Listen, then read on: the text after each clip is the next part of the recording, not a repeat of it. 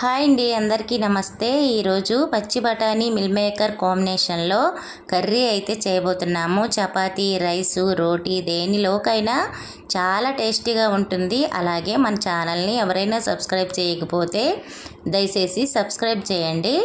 ఇప్పుడు దానికి కావలసిన ఇంగ్రీడియంట్స్ అయితే చూద్దామా. ముందుగా ఒక కప్పు బఠానీలు తీసుకొని ఒక 6-7 గంటల సేపు నానబెట్టుకోవాలి. కుక్కర్లో వేసి 3 విజిల్ కనుక వేసామంటే ఇలా మెత్తగా ఉడికిపోతాయండి. అలానే ఒక కప్పు మిల్ మేకర్లు కూడా వేడి నీటిలో నానబెట్టి వాటర్ అంతా పిండి పక్కన పెట్టుకోవాలి. 2 పెద్ద సైజు ఆనియన్స్ సన్నగా తరగాలి.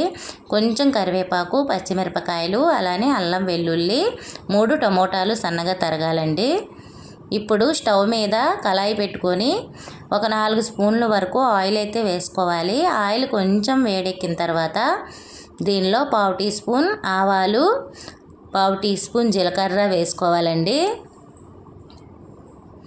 అలానే మనం దంచి పెట్టుకున్న అల్లం వెల్లుల్లి కూడా వేసుకోవాలి. అల్లం వెల్లుల్లి, పచ్చిమిరపకాయలు ఇవన్నీ కూడా ఆయిల్లో బాగా వేగనివ్వాలి. ఈ పచ్చిమిర్చి, అల్లం వెల్లుల్లిపాయ ఈ రసం అంతా ఆయిల్లో దిగితే మనకి కర్రీ అనేది మంచి టేస్ట్ వస్తుందండి. బాగా వేగనివ్వాలి. 1 నిమిషం పాటు వేగిన తర్వాత ఇందులో కరివేపాకు, అలానే ఉల్లిపాయ ముక్కలు వేసి పచ్చివాసన పోయేంత వరకు వేపాలండి. ఉల్లిపాయ ముక్కలు ఏ కూర చేసినా బ్రౌన్ కలర్ వచ్చేంత వరకు వేపితేనే ఆ కూర అనేది టేస్ట్ వస్తుందండి. చాలామంది కూడా ఉల్లిపాయలు వేగకుండానే కూర అయితే చేసేస్తారు. టేస్ట్ అయితే రాదండి. అలా అయితే ఉల్లిపాయల మట్టుకు చాలా వరకు బ్రౌన్ కలర్లో వేగాలి. అలా వేగితే కమ్మగా ఉంటుంది ఏ కూర అయినా సరే. చూసారు కదా, ఇలా చక్కగా ఉల్లిపాయలు వేగిన తర్వాత టమోటాలు వేసి, టమోటాలు తొందరగా మెత్తగా అవ్వాలంటే దీనిపైన కొంచెం సాల్ట్ ఇలా వేసుకోవాలి.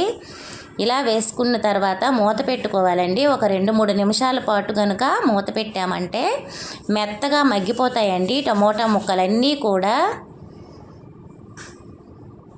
చూసారు కదా, చక్కగా టమోటాలన్నీ మగ్గాయి. ఒకసారి మొత్తం కలిసేటట్టుగా ఇలా ఒకసారి కలుపుకోవాలి గరిటతో. ముక్కలన్నీ కూడా ఇలా నలుపుకుంటే మెత్తగా అయిపోతాయండి. ఎందుకంటే మగ్గిపోతాయి కాబట్టి ఒకసారి గరిటతో ఎలా గనుక అనిసి వేసుకున్నామంటే మెత్తగా అయిపోతాయి. ఇలా మొత్తం కలుపుకున్న తర్వాత దీనిలో 1/2 టీ స్పూన్ వరకు పసుపు వేసుకోవాలి. అలానే మనము తినేదాన్ని బట్టి కారం అయితే వేసుకోవాలండి. నేను ఇక్కడ 1.5 స్పూన్ కారం వేసుకుంటున్నాను. కొంచెం స్పైసీగా ఉంటే బాగుంటుంది. అలాగే 1/2 teaspoon garam masala powder అయినా, చికెన్ మసాలా పౌడర్ అయినా ఏదైనా వేసుకోవచ్చు, బాగుంటుందండి. ఇలా ఒకసారి మొత్తం కలిసే వరకు కలుపుకోవాలి. ఇలా కలుపుకున్న తర్వాత దీనిలో మిల్ మేకర్లు అయితే వేసుకొని ఒకసారి కలపాలండి. ఇలా కలుపుకోవడం వల్ల మనం వేసుకున్న కారం, ఉప్పు, మసాలా అన్నీ కూడా చక్కగా పడతాయండి ఈ మిల్ మేకర్లకి. ఇలా కలుపుకున్న తర్వాత బఠానీలు కూడా ఇందులో వేసుకోవాలి.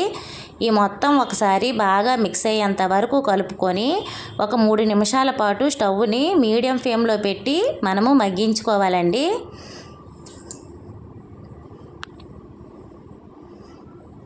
చూసారు కదా, చక్కగా అయితే ఇలా మగ్గాయి. ఇప్పుడు మనము మొత్తం కలుపుకొని కొంచెం వాటర్ అయితే వేసుకోవాలి. మరీ ఎక్కువ వాటర్ వేసిస్తే అంత టేస్ట్ రాదండి. కొంచెం దగ్గరగా అయితే మనం వండుకోవాలి ఈ కర్రీ. ఇప్పుడు కొద్దిగా వాటర్ వేసుకొని ఇంకో 2 నిమిషాల పాటు కనుక ఉడికించుకుంటే కర్రీ అయితే కమ్మగా రెడీ అయిపోతుందండి. చపాతీతో చాలా బాగుంటుంది. ఒకసారి అయితే తప్పనిసరిగా ట్రై చేయండి. ఈ బఠానీ మిల్ మేకర్ కర్రీ చపాతీతో చాలా చాలా బాగుంటుందండి. మేము అలానే తింటాము.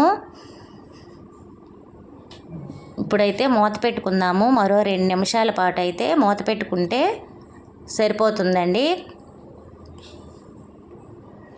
చూసారు కదా, వాటర్ అంతా దగ్గరగా ఇంకిపోయింది. కర్రీ రెడీ అయిపోయిందండి.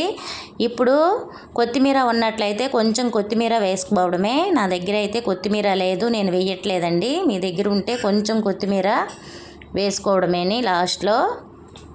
కర్రీ అయితే చాలా ఈజీగా రెడీ అయిపోయింది కదా, మీరు తప్పనిసరిగా ట్రై చేయండి. ఇప్పుడు మనము సర్వింగ్ బౌల్లో తీసి సర్వ్ చేసుకుందామండి.